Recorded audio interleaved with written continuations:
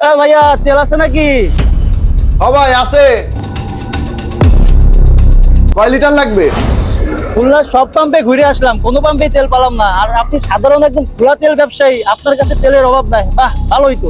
আচ্ছা দেন, 5 লিটারই দেন। লিটার কিন্তু 200 করে দিতে হবে। কি কয় ও? 120 টাকার তেল 200 করে? মামা, ওর কি মাথা ঠিক আছে? তাই তো দেখি, আসলেই তো। ভাই একটু কমাই টমাই নেওয়া যায় না ভাই? না না ভাই, কোনো কম টম দিলে হবে না। নিলি নেন, না নিলি ভাগেন। এই ভাই, এই আপনি খারাপ ব্যবহার করলেন কেন?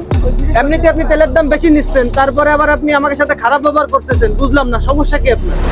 এই তোর কাছে কোনো তেল টেল বেচবো না। জায়গা ফাঁকা কর, সর এনতে যা, আমার দোকানের সামনে দিয়ে সর যা।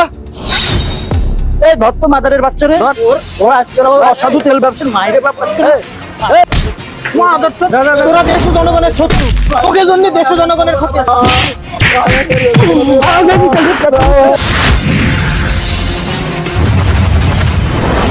আমি একজন অসাধু তেল ব্যবসায়ী। বর্তমান এই তেল সংকটের বাজারে ভাই আমি তেল মজুত করে রেখে বেশি দামে বিক্রি করেছি। আমি একজন অপরাধী। আমার মতো অপরাধ আপনারা কেউ করেন না ভাই। এটা অনেক বড় অপরাধ ভাই, আমার ভুল হয়ে গেছে ভাই। আপনারাও এই ভুলটা বারবার করেন না ভাই।